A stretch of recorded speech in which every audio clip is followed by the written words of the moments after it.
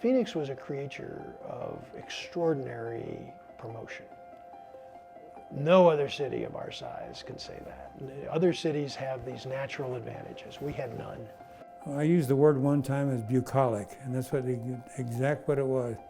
It was like a large Midwestern city, common, very laid back, wasn't very fancy at all, and it was a place where you could get started. So I remember arriving in Phoenix. I'd driven across country, and it was August the 8th, 1983, and I was coming over from New Mexico. I'd stopped to visit my folks, and we were coming down Salt River Canyon down into the valley, and I see these heat waves coming off the valley floor, and I was like, oh, I'm so glad I'm only going to be here a year.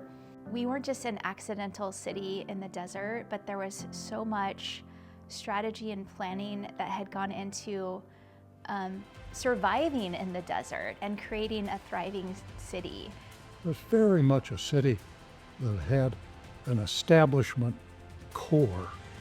All of the businesses were local, the banks and all of that, and the leaders were all known, and the newspaper had tremendous influence, which no newspaper has.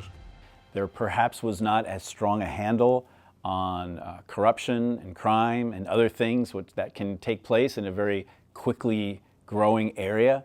And so business leaders at that time got together and said, well, we should probably do something about that. It was a city that needed to have help, if I could put it that way. It was growing so fast that it was out of control in a sense. Things were expanding so fast that people didn't know what to do. Walter was the banker with the money, Pulliam had the ink, and Frank Snell was the law. The old story was that those three guys could meet in a telephone booth and set policy. Bimson, Pulliam, Snell were really the people who ran Phoenix. Now, what kind of a situation is it where somebody is so presumptuous that he can deputize 40 people that he hand-selected to be running the city? There were men who were successful, but they weren't speculating on the town at all. They just wanted the town to grow and to watch it. But it was growing so fast around them that they had to find other people that they could trust. And they emerged. They became the Phoenix 40. Well, I knew there was like this mysterious group that had deep connections into the business community and tried to create kind of a consensus view of how to build Phoenix. We were looking for a great cause that would bring the private sector together. Our motivation was to clean up the city's image. We were having a bad image notably because of land fraud. Organized crime, all the land fraud, was everywhere, and nothing was being done because the political culture, the business community, the civic culture, were all in a kind of culture of impunity. And that's when Don Bowles was killed, who was just a natural, took on organized crime. And that was our purpose when we formed. I think Pulliam then had really started to understand that, and was in effect saying, well, I'm not worrying about partisan politics. The fate of this community, what's going on, is a lot more important than a political label.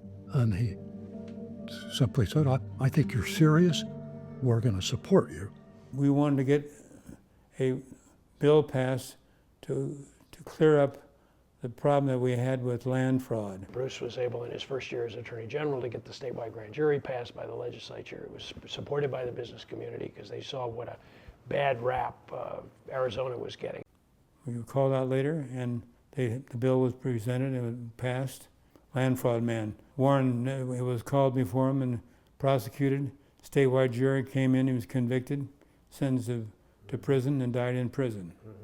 And the land fraud cleared up. Right. There were other people doing it, but they stopped the thing, and it was tough law.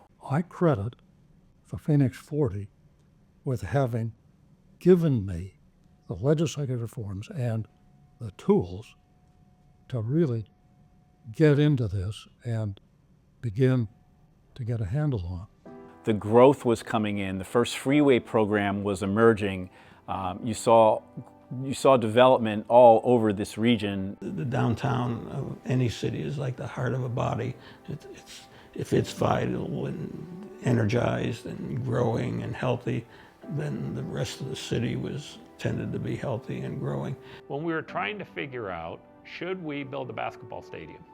You know, you're doing all these things in downtown, the art museum, the science museum, you put in big subsidies into it. He said, maybe it's not ever going to work until you can get the middle class back in. And he says, and what basketball does is it brings the middle class back in. I think it's a vital aspect of the economic structure of a state. I've always supported the stadiums.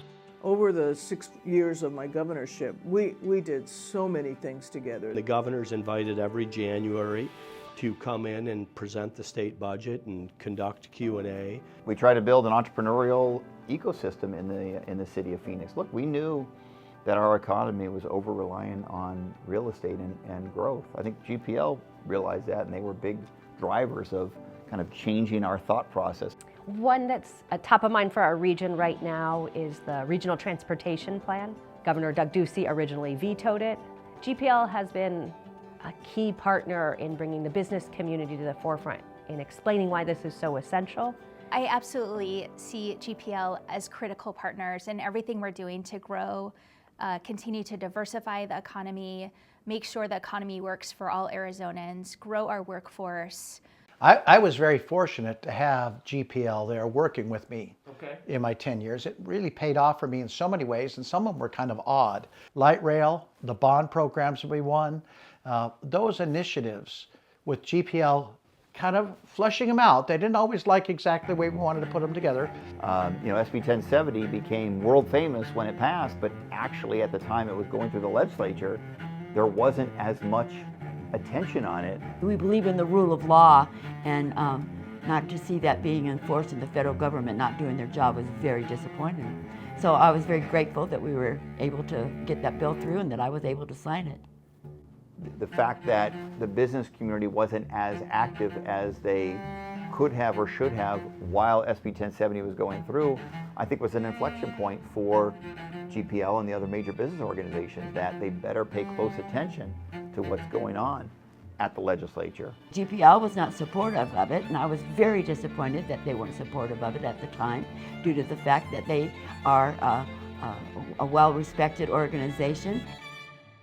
You know, in politics, it's kind of interesting. You agree sometimes, you disagree other times, and you work through it. You know, you have to have thick skin, but you fight for what you believe in, and you hope that you're on the winning side. To me, GPL is important because its members see the big picture. Sometimes we agreed, sometimes we disagreed, but it's an organization that has consequence to the direction of the state, and they have the best of intentions at all times.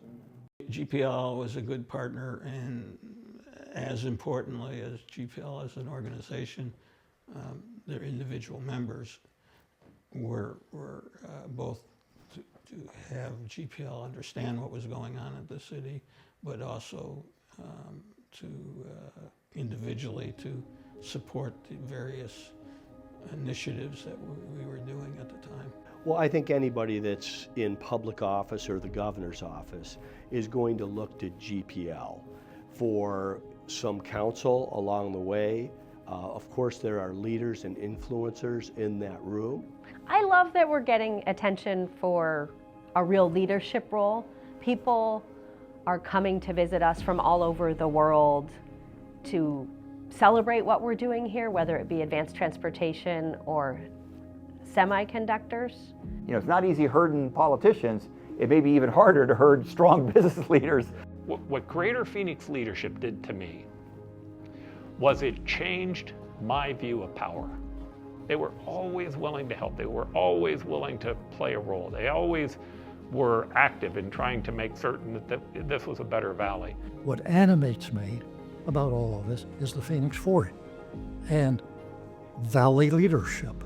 GPL wants elected officials to take steps that are really going to improve the local economy, improve the Arizona economy, and if you adopt public policies and you're willing to put your reputation on the line to move forward with that, GPL is going to be your partner.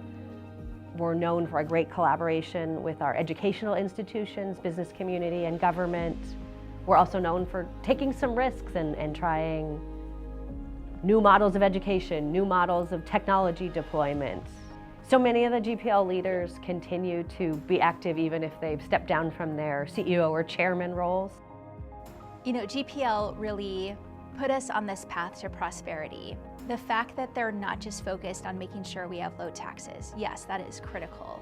We have to make sure that we have an environment that encourages continued growth, that we're tackling the challenges, that we're educating our population, that we're connecting them to the opportunities, and they understand all of that, and that's how we're going to continue to be prosperous. You really don't notice the growth and all the good things that are taking place until you're kind of out of the fray. And all of a sudden one day you wake up and you look and you think, how did that happen? Where did that come from? We're very lucky to have institutions like GPL that are there and available and are just a wonderful resource for people who serve in public life.